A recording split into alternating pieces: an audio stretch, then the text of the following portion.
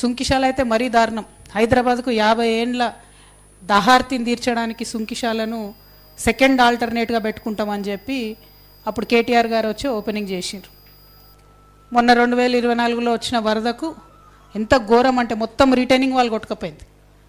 అయితే కాంగ్రెస్ గవర్నమెంట్ వచ్చింది అప్పటికే. ఆ రిటైనింగ్ వాళ్ళు కొట్టుకపోతే కనీసం ప్రభుత్వం బయటికి చెప్పలే వార్త. అసెంబ్లీ నడుస్తుంది, వార్త ప్రభుత్వం బయటికి చెప్పలే. ఆ ఎంప్లాయీస్ ఎవరో అన్ఎక్స్పెక్టెడ్గా తీస్తున్న వీడియోలో ఆ కొట్టుకపోయే విజువల్ ఉంటే అది ఎంప్లాయీస్ షేర్ చేసుకోగా మెల్లగా తర్వాత బయటకు వచ్చింది వార్త. సరే బయటకు వచ్చింది సుంకిశాలలో. ఆగమేఘాల మీద అధికారులను తీసేసిండ్రు, ఆగమేఘాల మీద ఎంక్వైరీ చేసినామన్నారు. కానీ ఇంతవరకు కనీసం ఆ కాంట్రాక్టర్ని ఒక్క మాట కూడా అనలే. ఉత్తమ్ కుమార్ రెడ్డి గారు, ఇదే జిల్లా ఇరిగేషన్ మంత్రి గారు, ఎక్స్పర్ట్ కమిటీ రిపోర్ట్ ఇచ్చింది ఆ కాంట్రాక్ట్ సంస్థను బ్లాక్ లిస్ట్లో పెట్టాలని.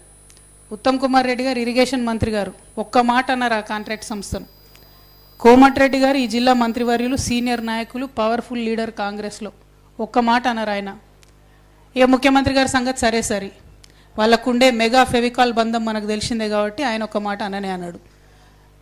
అంటే మరి చేసిన పనే చేసుడు, అది కొట్టకపోయినా అదే కాంట్రాక్టర్ చేసుడు, ఎన్నేళ్ళు చేస్తారు పనులు? నిన్న నిజంగా ప్రాజెక్టుల దగ్గరికి పోయి నిర్వాసితులతో మాట్లాడుతుంటే మేము ఎంటర్ అవడమే కిష్టరాంపూర్ దగ్గర నుంచి ఎంటర్ అయినాం, ఆ తర్వాత నక్కలగండికి పోయినాం, ఆ తర్వాత నెల్లికల్ పోయినాం. ఈ అన్ని ప్రాంతాల్లో కూడా రైతులు 17 సంవత్సరాలు, 15 సంవత్సరాలు, 11 సంవత్సరాలు ల్యాండ్ అక్విజిషన్ అవుతుంది. అక్కడ వాళ్ళ ఇంట్లో ఉన్న పిల్లలు 18 సంవత్సరాలు ఏజ్ దాటిపోతుంది, ఉద్యోగం లేదు, ఉన్నటువంటి పొలం సాగు చేసుకోవాలనో లేదో తెలియదు. మరి ఇదే బంగారు తెలంగాణ, ఇదే మనం సాధించిన గొప్ప తెలంగాణ అంటే ఇదైతే కరెక్ట్ కాదు. ఇది మారాల్సిన అవసరం అయితే ఖచ్చితంగా ఉన్నది.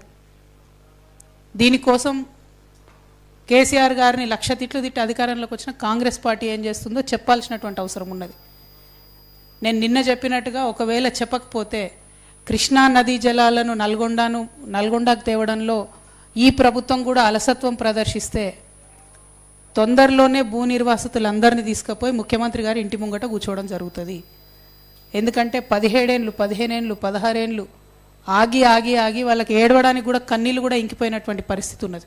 కోమటిరెడ్డి వెంకటరెడ్డి అన్న పెద్ద మనిషి, అన్న నీకు నాకేం పంచాయతీ ఉందన్న, ఏందో మా పిల్లలు 2 బొమ్మలో 2 ఫ్లెక్సీలో పెట్టుకుంటే పొద్దుగల్లేసి అన్నీ తీసి పారేసిరట.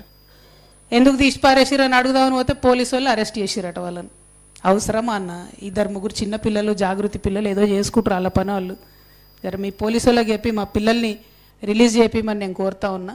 ఎందుకంటే నేను ప్రజా సమస్యలు మాట్లాడడానికి వస్తూ ఉన్నా తప్పితే ఏదో పాలిటిక్స్ చేయడానికి వస్తలేను. పాలిటిక్స్ చేసినప్పుడు నల్గొండలో డెఫినెట్గా మీకు పోటీదారులు గట్టోళ్ళని మంచిగా దింపుతాం, ఆ టైంలో పాలిటిక్స్ చేద్దాం. ఇప్పుడు మాత్రం దయచేసి అనవసరంగా మీరు జాగృతి కార్యకర్తలతో పెట్టుకోకండి. జాగృతి కార్యకర్తలతో పెట్టుకున్నాడు ఎప్పుడు కూడా బాగుపడలే. కాబట్టి దయచేసి పెట్టుకోవద్దని చెప్పి కోమటిరెడ్డి వెంకటరెడ్డి గారికి చెప్తూ మా యువ కార్యకర్తలందరిని అరెస్ట్ చేసిరు, వాళ్ళని రిలీజ్ చేయవలసిందిగా నేను డిమాండ్ చేస్తూ ఉన్నా. కోమటిరెడ్డి వెంకటరెడ్డి అన్న పెద్ద మనిషి, అన్న నీకు నాకేం పంచాయతీ ఉందన్న, ఏందో మా పిల్లలు 2 బొమ్మలో 2 ఫ్లెక్సీలో పెట్టుకుంటే పొద్దుగల్లేసి అన్నీ తీసి పారేసిరట. ఎందుకు తీసి పారేసిరని అడుగుదామని పోతే పోలీసు వాళ్ళు అరెస్ట్ చేసిరట వాళ్ళని. అవసరమా అన్న? 2-3 చిన్న పిల్లలు, జాగృతి పిల్లలు ఏదో చేసుకుంటారు వాళ్ళ పని వాళ్ళు. జర మీ పోలీసు వాళ్ళకి చెప్పి మా పిల్లల్ని రిలీజ్ చేయమని నేను కోరుతా ఉన్నా. ఎందుకంటే నేను ప్రజా సమస్యలు మాట్లాడడానికి వస్తూ ఉన్నా తప్పితే ఏదో పాలిటిక్స్ చేయడానికి వస్తలేను. పాలిటిక్స్ చేసినప్పుడు నల్గొండలో డెఫినెట్గా మీకు పోటీదారులు గట్టోళ్ళని మంచిగా దింపుతాం, ఆ టైంలో పాలిటిక్స్ చేద్దాం. ఇప్పుడు మాత్రం దయచేసి అనవసరంగా మీరు జాగృతి కార్యకర్తలతో పెట్టుకోకండి. జాగృతి కార్యకర్తలతో పెట్టుకున్నాడు ఎప్పుడు కూడా బాగుపడలే. కాబట్టి దయచేసి పెట్టుకోవద్దని చెప్పి కోమటిరెడ్డి వెంకటరెడ్డి గారికి చెప్తూ మా యువ కార్యకర్తలందరిని అరెస్ట్ చేసిరు, వాళ్ళని రిలీజ్ చేయవలసిందిగా నేను డిమాండ్ చేస్తూ ఉన్నా.